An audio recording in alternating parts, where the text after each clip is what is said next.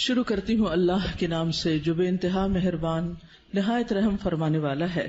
علم کیا نہیں، نشرح ہم نے کھول دیا، لکا آپ کے لیے، صدرک سینہ آپ کا، ووضعنا اور اتار دیا ہم نے، عنکا آپ سے، وزرک بوجھ آپ کا، الذی وہ جس نے، انقضا توڑ دی تھی، ظہرک کمر آپ کی، ورفعنا اور بلند کیا ہم نے، لکا آپ کے لیے، ذکرک ذکر آپ کا، فإن پس یقیناً، مع ساتھ، العسری تنگی کے، یسرا آسانی ہے، ان یقیناً، مع ساتھ، العسری تنگی کے، یسرا آسانی ہے، فإذا پس جب، فرغت فارغ ہو جائیں آپ، فانصب تو محنت کیجیے، وإلی ربک اور طرف اپنے رب کے، فرغب پس رغبت کیجیے۔ سورۃ الانشراح جس کا ایک نام سورۃ الشرح بھی ہے اور سورۃ الم نشرح بھی، یہ تین نام عام طور پر آپ کو مختلف مصاحف میں لکھے ہوئے ملیں گے۔ تینوں میں معنی ایک ہی ہے، مکی سورت ہے، پچھلی سورت کا تتمہ ہے یعنی کمپلیشن ہے۔ بعض کے خیال میں یہ دونوں ایک ہی سورت ہے، لیکن حقیقت یہ ہے کہ دونوں الگ الگ صورتیں ہیں، سورۃ الضحیٰ اور سورۃ الم نشرح۔ سورۃ الضحیٰ میں بھی رسول اللہ صلی اللہ علیہ وسلم پر اللہ سبحانہ وتعالیٰ کے انعامات کا ذکر ہے، اور اس سورت میں بھی آپ صلی اللہ علیہ وسلم پر اللہ سبحانہ وتعالیٰ نے جو انعامات کیے، احسانات کیے، ان کا ذکر ہے۔ سورۃ الضحیٰ میں حسی انعامات، ظاہری انعامات، نظر آنے والی چیزیں، ان کا ذکر ہے، اور سورۃ الشرح میں معنوی یا نظر نہ آنے والے لیکن حقیقت میں جو اللہ سبحانہ وتعالیٰ کے انعامات ہیں جن کا ذکر آگے آئے گا آج، ان کا ذکر ہے۔ حقیقت یہ ہے کہ کوئی بھی نعمت کسی کو بھی جب ملتی ہے تو اس پر لازم ہوتا ہے کہ وہ اس کا شکر ادا کرے۔ سورۃ الضحیٰ کے آخر میں آپ صلی اللہ علیہ وسلم کو بتا دیا گیا کہ آپ شکر ادا کرنے کے لیے کیا کیا کریں۔ کیا بتایا گیا؟ فَأَمَّا الْيَتِيمَ فَلَا تَقْهَرْ وَأَمَّا السَّائِلَ فَلَا تَنْهَرْ وَأَمَّا بِنِعْمَةِ رَبِّكَ فَحَدِّثْ، کہ جس طرح آپ پر احسانات ہوئے ہیں کہ اللہ تعالیٰ نے آپ کو یتیمی کی حالت میں بہترین ٹھکانہ عطا کیا اور بہترین آپ کو علم عطا کیا، نبوت عطا کی، تو اسی طرح آپ بھی یتیم کے ساتھ احسان کریں، اور جو سوالی کوئی آئے، علم کا سوالی یا مال کا سوالی، اس کے ساتھ نرمی کا سلوک کریں، اس کو ڈانٹے نہیں۔ یعنی آپ صلی اللہ علیہ وسلم کو دی جانے والی نعمتوں اور احسانات کا شکر ادا کرنے کا طریقہ بتایا جا رہا ہے، جیسی نعمتیں ویسا ہی شکر، اسی کی قسم کا شکر۔ اور اس صورت میں بھی ہم دیکھتے ہیں کہ جن احسانات کا ذکر ہے بعد میں اسی طرح کے شکر ادا کرنے کی بات ہے، اور یہاں چونکہ مانوی نعمتیں ہیں جیسے وحی الہی ہے، اور اللہ سبحانہ وتعالیٰ نے آپ کے لیے جو آسانیاں کی اور آپ کا ذکر خیر جو بلند کیا، تو اس پر آپ کو حکم دیا جا رہا ہے کہ آپ اپنے رب کی طرف توجہ کیجئے، اس کی عبادت کیجئے، جب فارغ ہو جائیں تو بھی اپنے رب کی طرف رغبت کیجئے۔ انسان جب کسی بھی نعمت کا شکر ادا کرتا ہے تو اللہ تعالیٰ کا وعدہ ہے کہ وہ اس نعمت کو بڑھا دیتا ہے اور زیادہ عطا کرتا ہے۔ ہمیں بھی اللہ تعالیٰ نے مختلف طرح کی نعمتیں اور ٹیلنٹس دے رکھے ہیں، بعض اوقات ہم اپنے ان ٹیلنٹس کو فل کیپیسٹی میں استعمال نہیں کرتے، نتیجہ کیا ہوتا ہے؟ ہماری صلاحیتوں کو زنگ لگ جاتا ہے۔ لیکن جتنا زیادہ ہم ان کو استعمال کرنے لگتے ہیں، جتنا زیادہ ہم ان کو دینے لگتے ہیں، اور خاص طور پر اگر کوئی شخص دین کی دعوت دینے والا ہو یا تعلیم دینے والا ہو، تو ایک استاد یا ایک داعی جتنا زیادہ اپنے مدعو کے ساتھ یا اپنے طالب علم کے ساتھ، اسٹوڈنٹ کے ساتھ محنت کرتا ہے، اس کے لیے قربانی کرتا ہے، اس کو سکھانے کی اور اس کو دینے کی کوشش کرتا ہے، تو اس کا علم اور تجربہ اتنا زیادہ بڑھتا چلا جاتا ہے۔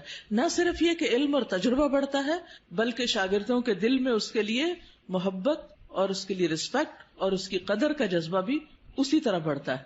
ہم سب بھی اپنے اپنے وقت میں طالب علم رہے اور ہم سب جانتے ہیں کہ کس استاد کا ہماری نظر میں کیا مقام تھا، آج تک ہمیں یاد ہے۔ تو اسی طرح ہمارے شاگردوں کی نظر میں بھی ہر استاد کا اپنا اپنا ایک مقام ہے، اور کس کا مقام اور درجہ اور عزت اور محبت اور قدر زیادہ ہوتی ہے؟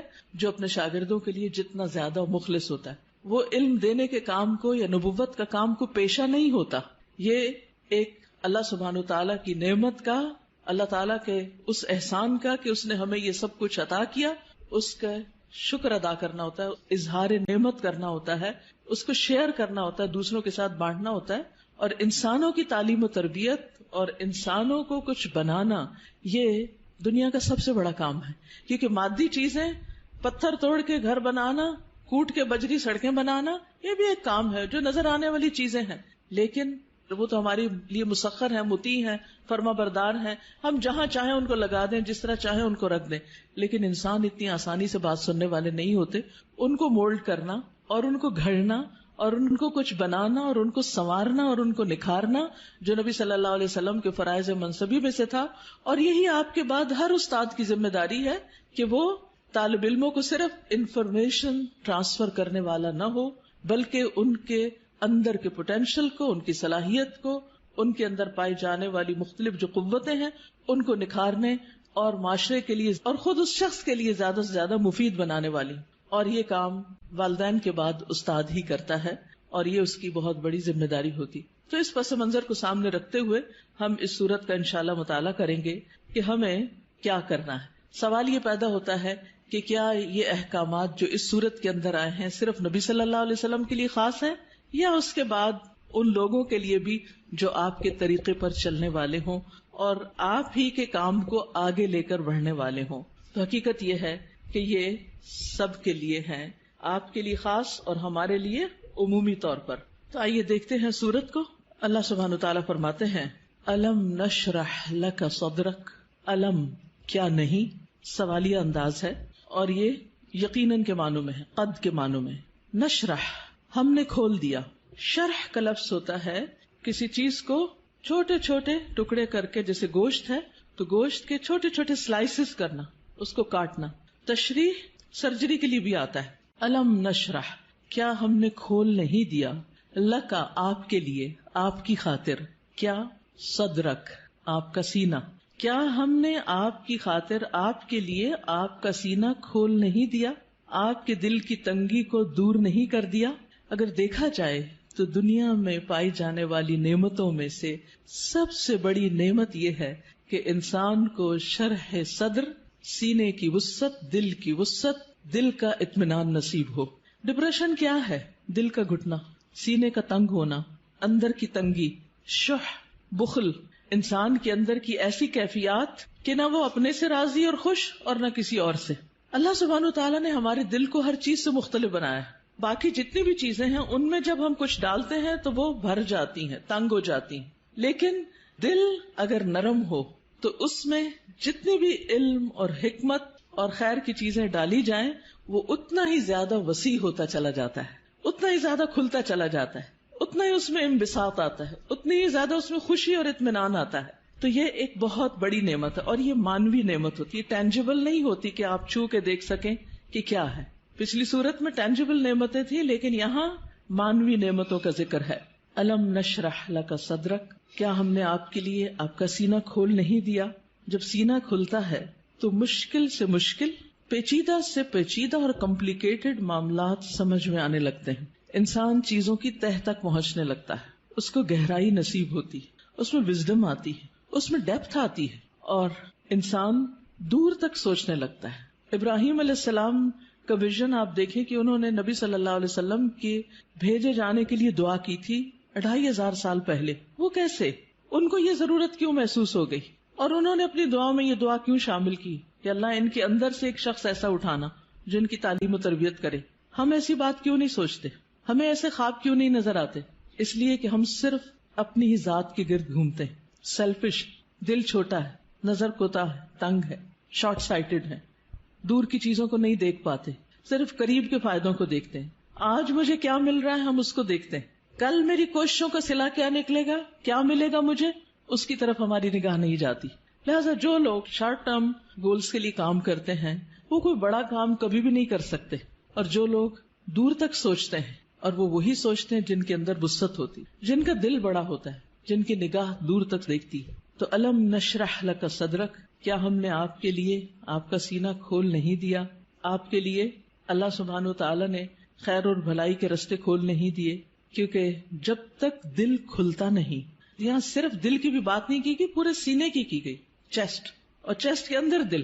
چیسٹ کی جگہ زیادہ ہوگی تو پھر باقی چیزوں کے اندر بھی وسعت آئے گی. تو نبی صلی اللہ علیہ وسلم کو اللہ سبحانہ وتعالی نے یہ خاص صلاحیت دی تھی جس کی وجہ سے آپ نبوت کا کام لینے کے قابل ہوئے تھے. اسی لیے قرآن آپ کے قلب پر نازل ہوا تھا اور آپ نے اس کو محفوظ کیا تھا. اسی لیے پھر اس کو صحیح طور پر سمجھ کر آگے بیان کیا تھا، کیونکہ ان سب چیزوں کا تعلق شرح صدر کے ساتھ ہوتا ہے.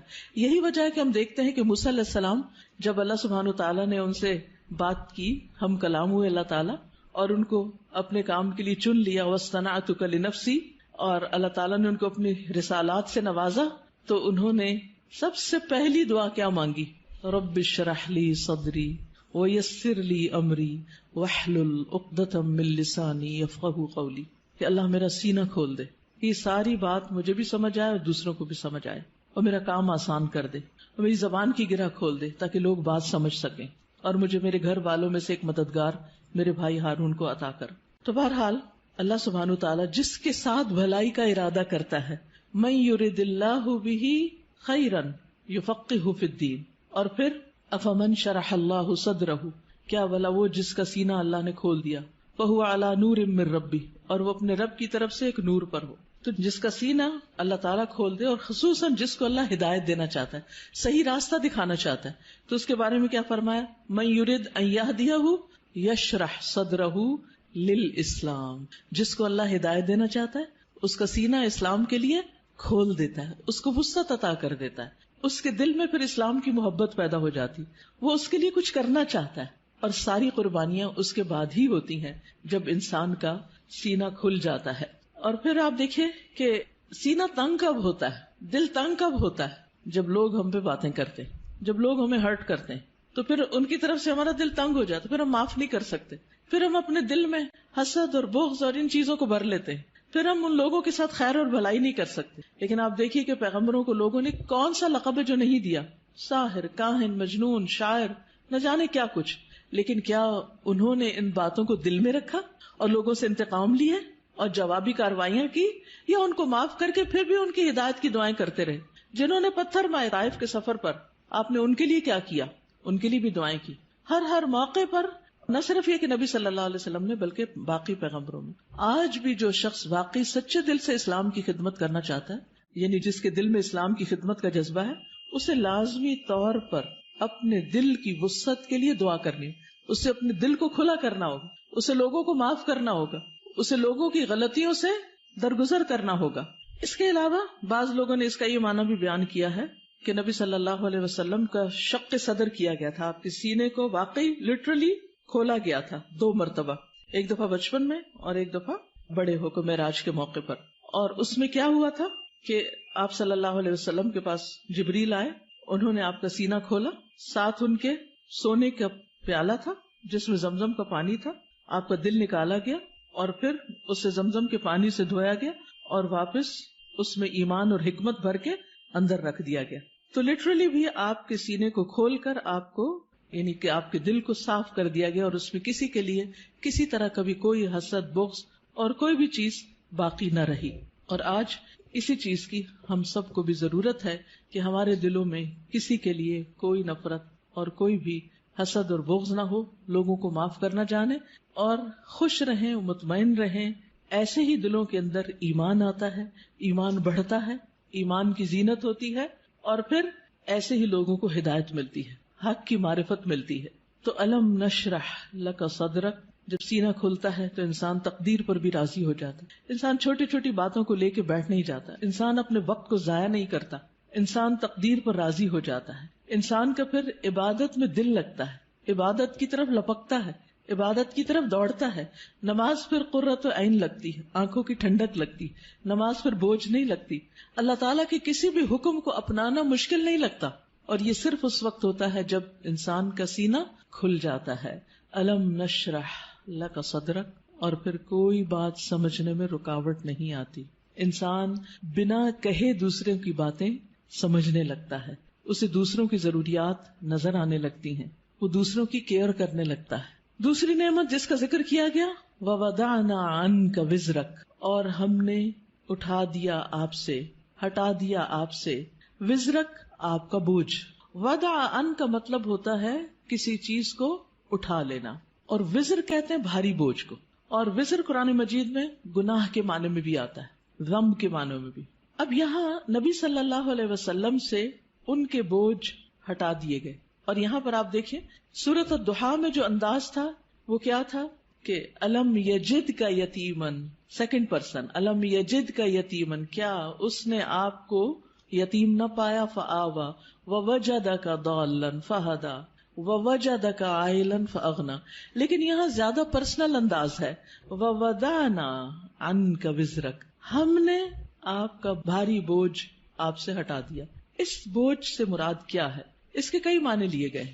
نمبر ایک یہ کہ آپ کے دل پر نبوت سے پہلے جو ایک خاص بوجھ تھا، آپ کے ذہن میں کچھ سوالات تھے جن کا آپ جواب چاہتے تھے، آپ زندگی میں کچھ کرنا چاہتے تھے. آپ صلی اللہ علیہ وسلم اسی لیے شہر کو چھوڑ کر پہاڑ پر چلے جاتے، ہرا میں چلے جاتے تھے. تو جب اللہ سبحانہ وتعالیٰ نے آپ کو قرآن دیا، نبوت دی، تو آپ کے سوالوں کے جواب آپ کو ملنے لگے اور آپ کے بوجھ آپ سے دور ہو گئے.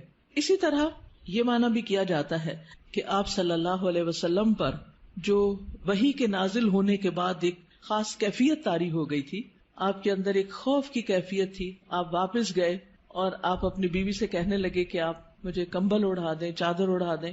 اور پھر حضرت خدیجہ جو تھی انہوں نے آپ کی کیئر کیا، آپ کا خیال رکھا.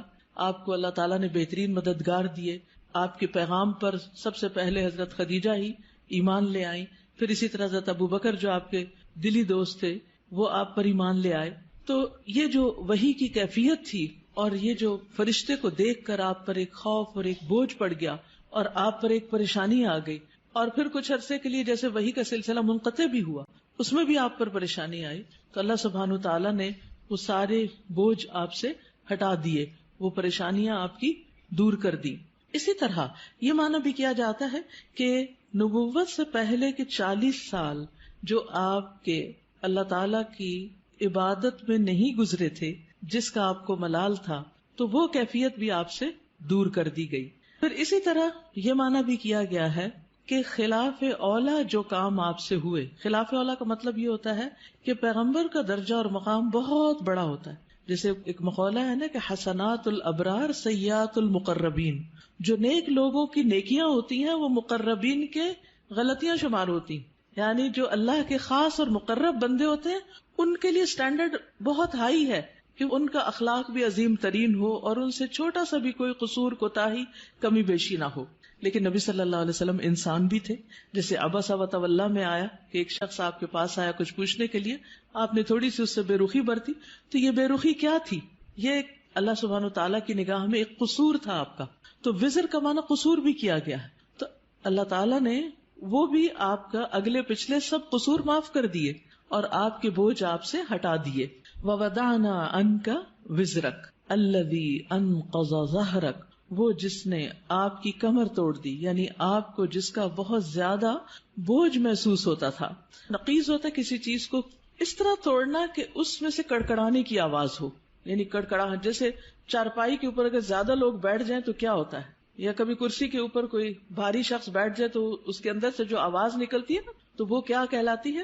نقیض کہلاتی ہے. تو انقض ظہرک یعنی جس نے آپ کی پیٹھ کو بوجھل کر دیا تھا، آپ کے اوپر ایسی ذمہ داری آ پڑی تھی کہ آپ اس کی وجہ سے بہت دبے ہوئے یا آپ بہت اس کی وجہ سے بوجھل محسوس کر رہے تھے. تو اللہ سبحانہ تعالیٰ نے وہ بھی آپ سے دور کر دیا. وَرَفَعْنَا لَكَ ذِكْرَكَ، اور آپ کا ذکر خیر بلند کر دیا، یعنی آپ کو شہرت عطا کی، آپ کو بلندی عطا کی. نہ صرف یہ کہ آپ کو، بلکہ آپ کے ذکر کو، یعنی آپ کے نام کو، آپ کے مقام کو، آپ کے درجے کو بہت بلندی ملی. اور اس کے لیے ایک حدیث میں آتا ہے کہ نبی صلی اللہ علیہ وسلم نے فرمایا کہ جبریل علیہ السلام میرے پاس آئے اور کہا کہ آپ کا رب کریم پوچھتا ہے کہ آپ کیا جانتے ہیں کہ میں نے آپ کے ذکر کو کس طرح بلند کیا ہے؟ رفعنا لک ذکرک کیسے ہوا؟ میں نے جواب دیا کہ اس حقیقت کو اللہ تعالیٰ ہی بہتر جانتے ہیں. تو اللہ تعالیٰ نے فرمایا کہ آپ کے ذکر کی بلندی کی کیفیت یہ ہے کہ جہاں میرا ذکر کیا جائے گا وہاں آپ کا بھی ذکر کیا جائے گا، یعنی نبی صلی اللہ علیہ وسلم کا ذکر بھی. اور اسی لیے ہم دیکھتے ہیں کہ جب ایک شخص مسلمان ہوتا ہے تو کیا پڑھتا ہے؟ لا الہ الا اللہ اور محمد الرسول اللہ، یعنی اسلام میں انٹر ہونے کے لیے جو کلمہ پڑھا جاتا ہے. اسی طرح اشہد ان لا الہ الا اللہ و اشہد ان محمدن عبدہ و رسولہ. پھر اسی طرح آپ دیکھیے کہ 5 وقت جو نماز ہوتی ہے آذان، اس میں اشہد ان لا الہ الا اللہ و اشہد ان محمد الرسول اللہ. پھر نماز میں تحیات اور پھر اس کے بعد درود شریف، اس میں بھی نبی صلی اللہ علیہ وسلم کا ذکر ہوتا ہے. پھر اسی طرح جب بھی جہاں بھی جو بھی آپ کا نام لے ساتھ آپ کے اوپر درود و سلام بھیجے، پڑھنے والا بھی اور سننے والا بھی. یہ بھی آپ کے ذکر کی بلندی اور آپ کی قدردانی ہی کا ایک ذریعہ ہے. پھر اسی طرح اور کون سے مواقع جہاں آپ کا ذکر خیر بلند ہوتا ہے، یعنی آپ کی دنیا میں جتنے بھی چاہنے والے وہ دشمنوں کے پروپیگنڈے سے متاثر نہیں ہوتے. اب دیکھیے اس وقت کتنی ہی ایسی ویب سائٹس ہیں اور کتنے ہی ایسے فورمز ہیں کہ جہاں نبی صلی اللہ علیہ وسلم کے خلاف بہت عجیب و غریب قسم کی باتیں کی جاتی ہیں. ایک عام مسلمان بھی جب ان کو پڑھتا ہے تو وہ یقین نہیں کرتا یا ایک دم غصے میں بھی آ جاتا ہے اور اس کے دل میں آپ صلی اللہ علیہ وسلم کی محبت جاگ اٹھتی. اور جس محفل میں بھی اور جہاں بھی آپ کا ذکر کرتا ہے کوئی بھی مومن، وہ محبت سے، عقیدت سے اور احترام سے ہی آپ کا ذکر کرتا ہے.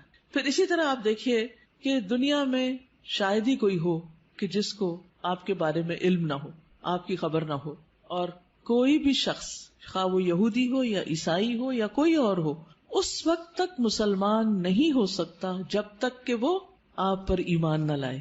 آپ کی نبوت قیامت تک کے لیے ہے. آپ پر جو کتاب نازل ہوئی قرآن مجید وہ ہمیشہ کے لیے محفوظ ہے. باقی انبیاء کے معجزات ان کے ساتھ ہی دنیا میں سے ختم ہو گئے، لیکن نبی صلی اللہ علیہ وسلم کا معجزہ کیا ہے؟ قرآن مجید. یعنی جہاں قرآن کا ذکر آتا ہے وہاں آپ کا ذکر آتا ہے کہ آپ پر نازل ہوا. اور پھر اس طرح بھی آپ کا ذکر خیر ہوتا ہے، آپ کے درجات میں بلندی ہوتی ہے. جمعے کو خطبہ دیا جاتا ہے یا کوئی بھی لیکچر دیا جاتا ہے تو ہم شروع میں کیا کہتے ہیں؟ نحمدہ ونصلی، اللہ کی حمد و ثنا اور نبی صلی اللہ علیہ وسلم کا ذکر، آپ پر درود و سلام. آپ صلی اللہ علیہ وسلم کی باتیں جو ہیں ان کو جس طرح محفوظ کیا گیا اور اس کے لیے جو کوششیں ہوئی اور لاکھوں لوگوں نے اس میں جو محنتیں کی، وہ بھی آپ صلی اللہ علیہ وسلم کی شان کو بلند کرنے کا ذریعہ، کیونکہ آپ کا کلام باقی لوگوں کے کلام سے بہت مختلف، یعنی آپ کی جو گفتگو تھی، آپ کی جو احادیث ہیں، اوتی تو جوامع الکلم، اور اسی طرح کچھ اور بھی خصوصیات، یعنی اس پر کتابیں بھی لکھی گئی ہیں کہ نبی صلی اللہ علیہ وسلم کے خاص خصائص کیا تھے جس کی وجہ سے آپ کا درجہ باقیوں کے مقابلے میں بلند ہے. وَرَفَعْنَا لَكَ ذِكْرَكَ، اب کرنا کیا چاہیے؟ فَإِنَّ مَعَ الْعُسْرِ يُسْرًا، آپ کو تسلی دی جا رہی کہ یقیناً تنگی کے ساتھ آسانی بھی ہے. تنگی کیا تھی؟ یعنی آپ صلی اللہ علیہ وسلم جب نبوت کا کام کرتے تھے، یعنی لوگوں کو اسلام کی طرف بلاتے تھے، تو لوگ آپ کی بات نہیں مانتے تھے. خصوصاً مکہ میں، یہ سورت مکی ہے، مکہ میں آپ کی بہت مخالفت ہوتی تھی. تو اس میں آپ دیکھیے کہ نبی صلی اللہ علیہ وسلم کو تسلی دی جا رہی ہے کہ عسر کے ساتھ یسر بھی ہے، ساتھ ہی ہے. یعنی جہاں تنگی ہے وہیں آسانی بھی ہے. یہ نہیں کہا کہ تنگی کے بعد آسانی ہے، بلکہ جہاں مشکل ہوگی وہاں آسانی بھی ہوگی. یعنی جب آپ لوگوں کو اسلام کی بات بتائیں گے تو کچھ لوگ انکار کریں گے، لیکن اس کے ساتھ ساتھ کچھ لوگ اس دعوت کو قبول بھی کریں گے. وہ آپ کے ساتھی بنتے چلے جائیں گے، آپ کے مددگار ہوں گے، آپ کے سپورٹرز ہوں گے، آپ کے ساتھ بڑے بڑے کام کریں گے مل کر. تو یہ آپ کے لیے آنکھوں کی ٹھنڈک ہوں گے، آپ کے لیے خوشی کا سبب ہوں گے. لیکن یہ خوشی کب نصیب ہو سکتی ہے؟ جب آگے بڑھ کر آپ ان کو اسلام کی طرف بلائیں گے اور ان کو دین کی تعلیم دیں گے. تو آپ دیکھیے کہ نبی صلی اللہ علیہ وسلم کے لیے بھی اس میں سبق ہے اور ہم سب کے لیے بھی. فَإِنَّ مَعَ الْعُسْرِ يُسْرًا، اور پھر إِنَّ مَعَ الْعُسْرِ يُسْرًا تکرار ہے، یقیناً تنگی کے ساتھ آسانی. اس میں آپ دیکھیے دونوں لفظ جو ہیں ان میں ایک کے ساتھ ال آیا ہے اور ایک تنوین کے ساتھ آیا. ال جو ہے جب کسی لفظ پر آ جاتا ہے تو وہ لفظ کیا ہو جاتا ہے؟ خاص، پراپر ناؤن ہو جاتا ہے، یعنی کسی خاص چیز کی طرف اشارہ ہے. لہذا دونوں دفعہ العسر ہے تو ان دونوں کا مطلب ایک ہی ہے. لیکن یسرا، یسر کیا ہے؟ یسرن اسم نکرہ. نکرہ میں کیا پایا جاتا ہے؟ میں کئی دن سے اب یہ لفظ دہرا رہی ہوں. کیا پایا جاتا ہے؟ تفخیم. تفخیم، تفخیم کیا ہوتا ہے؟ فخامہ کیا ہوتا ہے؟ کسی چیز کو بڑا کرنا. تو یسر کیا ہے؟ یسر زیادہ ہے، تنگی کا موقع کم ہے. آپ دیکھیے کہ عموماً کیا ہوتا ہے، کوئی بھی کسی بھی چیز میں جب ہم تنگ ہوتے ہیں یا مشکل وقت ہوتا ہے یا ہم بیمار ہوتے ہیں یا کچھ، تو وہ مواقع یا اوقات کم ہوتے ہیں، لیکن عام طور پر جو ایک طرح سے نارمل حالات ہیں وہ زیادہ ہوتے ہیں. کہیں چوٹ لگتی ہے، درد ہوتی ہے، کہ خون بہتا ہے، کچھ ہوتا ہے تو تھوڑی دیر کے لیے ہوتا ہے، پھر اس کے بعد آہستہ آہستہ ٹھیک ہو جاتا ہے، چلی جاتی ہے وہ تکلیف.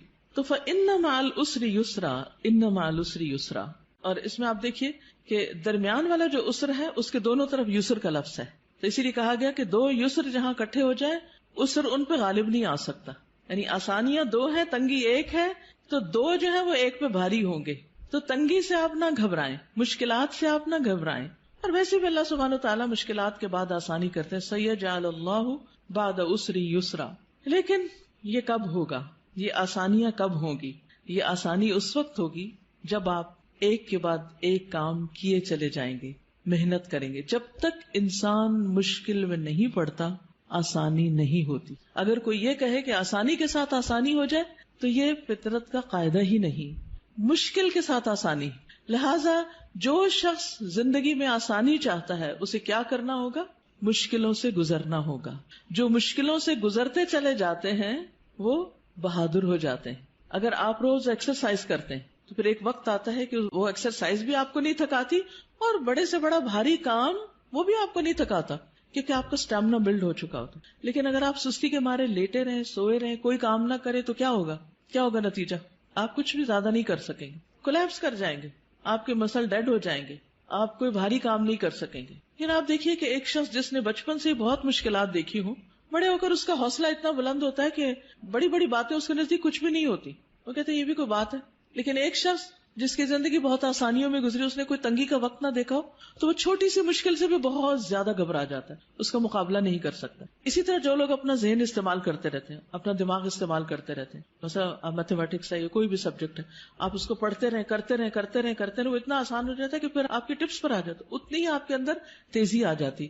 لیکن اگر آپ کسی بھی سبجیکٹ کو پڑھنا ہی چھوڑ دیں، پڑھانا ہی چھوڑ دیں، چاہے آپ اس کے ماسٹر ہی کیوں نہ ہو، یا جس سبجیکٹ میں آپ نے ماسٹرز کیا ہو اس میں بھی آپ زیرو ہو جاتے ہیں، کچھ بھی یاد نہیں ہوتا کیونکہ آپ نے اس کو پڑھا نہیں، اس کے لیے تکلیف نہیں اٹھائی. جب اٹھا رہے تھے، جب آپ اسے بہت آگے تھے. تو کوئی بھی چیز زندگی میں تنگی کے ساتھ ہی آسانی کی طرف جاتی ہے، آسانی کے ساتھ آسانی نہیں. اور اس میں آپ دیکھیے کہ مثلا مختلف تکلیفیں انسان پر جب آتی، مثلا بیماری ایک تنگی کی حالت ہے، اس میں آسانی کیا ہوتی؟ کیا کیا آسانیاں ہو جاتی ہیں بیماری میں؟ نماز چھوٹی ہو جاتی ہے، لیٹ کے پڑھتے ہیں، تیمم کر لیتے ہیں.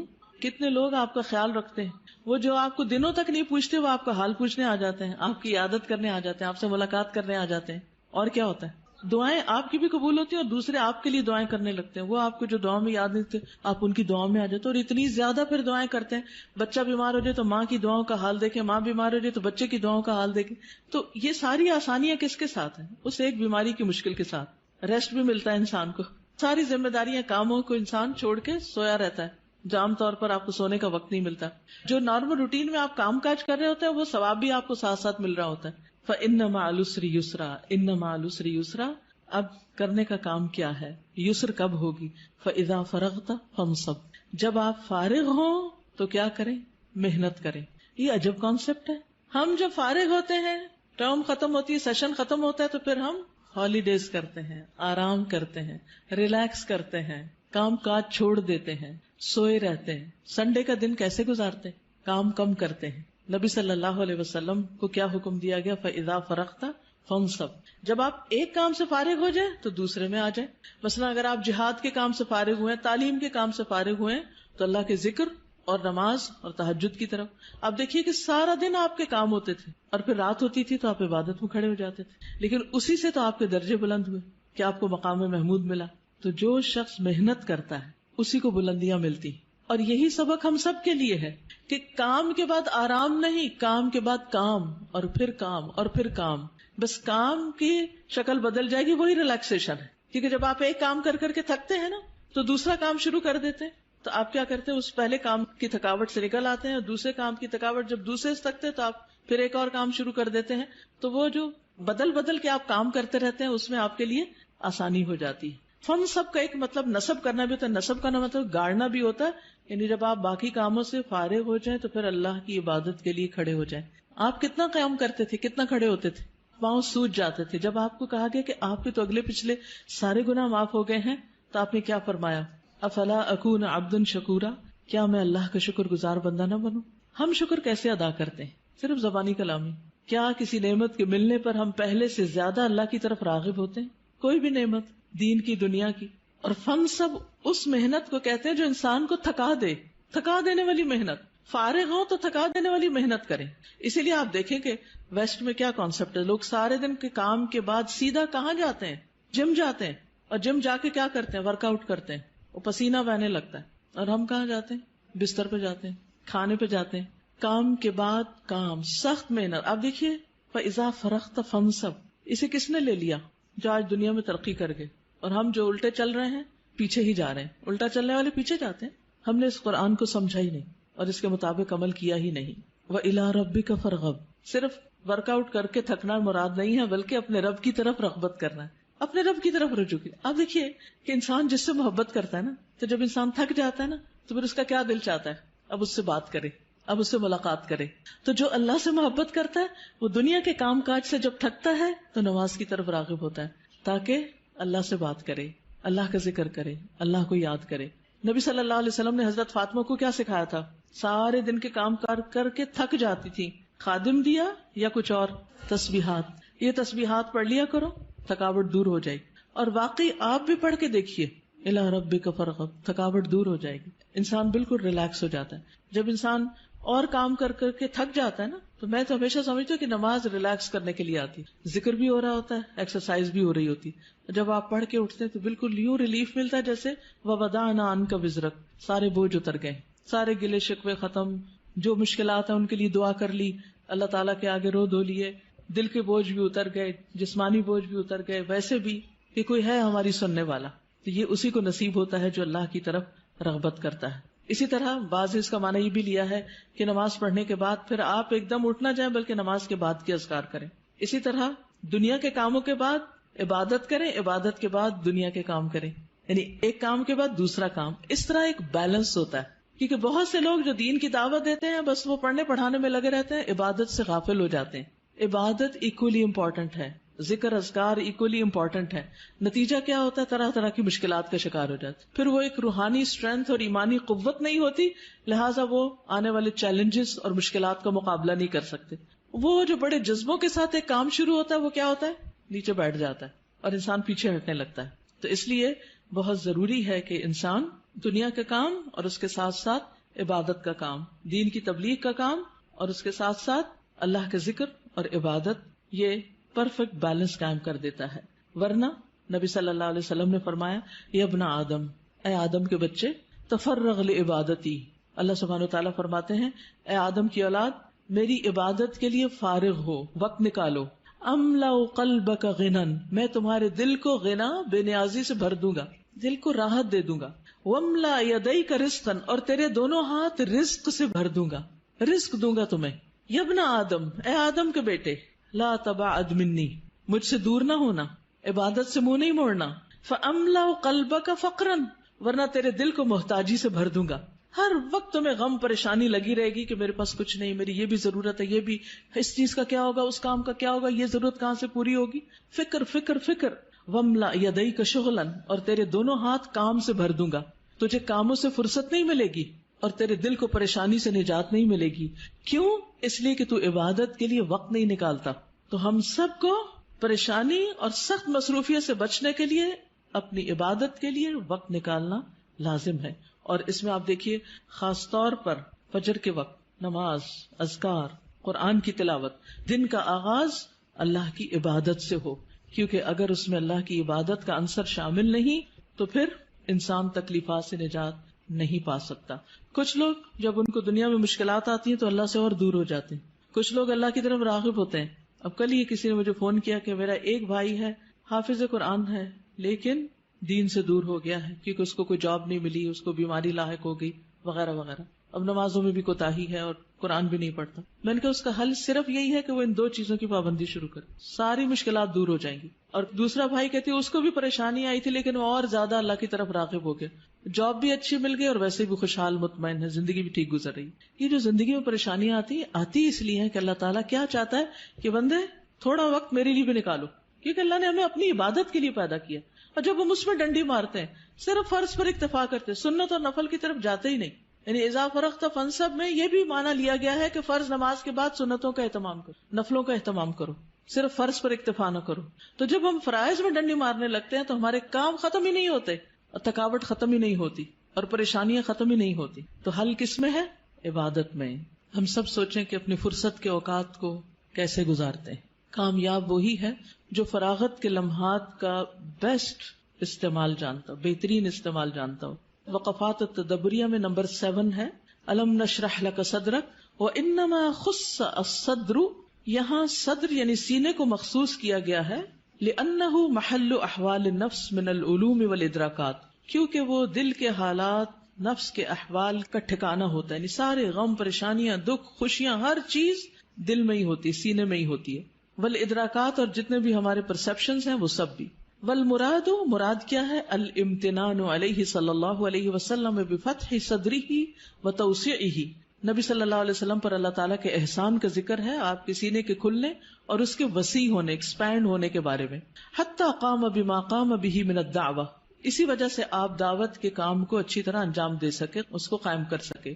وقدر علی ما قدر علیہ، اور وہ قادر ہو سکے جس پر بھی وہ قادر ہوئے. من حمل آباء النبوۃ، نبوت کے بوجھ اٹھانے کے، وحفظ الوحی، اور وحی کی حفاظت یا اس کو یاد کرنے کے. یعنی اسی لیے آپ صلی اللہ علیہ وسلم نے جو کام کیا اتنا بڑا 23 سال کے اندر، اس دل کی وسعت، سینے کی وسعت کی وجہ سے ہی کر سکے. بڑا شخص وہ ہوتا ہے جس کا سینہ اور دل بڑا ہوتا ہے، چھوٹا پن دل کا چھوٹا پن ہوتا ہے. وَمَن يُوقَ شُحَّ نَفْسِهِ فَأُولَٰئِكَ هُمُ الْمُفْلِحُونَ. جو دل کی تنگی سے بچایا گیا وہی دراصل کامیاب ہونے والے ہیں. السؤال لماذا خص الصدر فی الآیۃ الکریمہ وما المراد بذلک.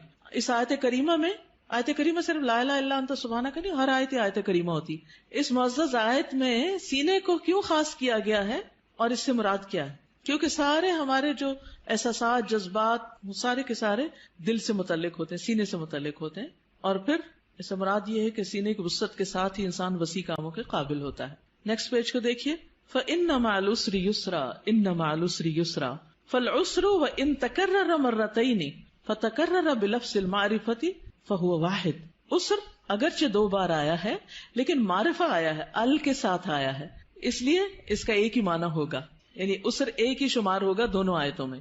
وَالْيُسْرُ تَكَرَّرَ بِلَفْظِ النَّكِرَةِ، اور یسر جو ہے نکرہ کے طور پر آیا ہے 2 بار. فَهُوَ يُسْرَانِ، تو معنی 2 آسانیاں ہوگا. فَالْعُسْرُ مَحْفُوفٌ يُسْرَيْنِ، عسر یسرین 2 آسانیوں کے ساتھ گھرا ہوا ہے. یسرٌ قبلہ و یسرٌ بعدہ، پہلی آسانی اور بعد کی آسانی. فَلَن يَغْلِبَ عُسْرٌ يُسْرَيْنِ، عسر 2 آسانیوں پہ غالب آ ہی نہیں سکتا. السؤال الیسر اوسع من العسر، یسر عسر سے زیادہ وسیع ہے. وضح ذلك فی ضوء ہاتین الآیتین، ان 2 آیتوں کی روشنی میں اس کی وضاحت کیجیے. پیچھے وضاحت ہو چکی ہے. پھر اس میں معنی الکلمات میں دیکھیے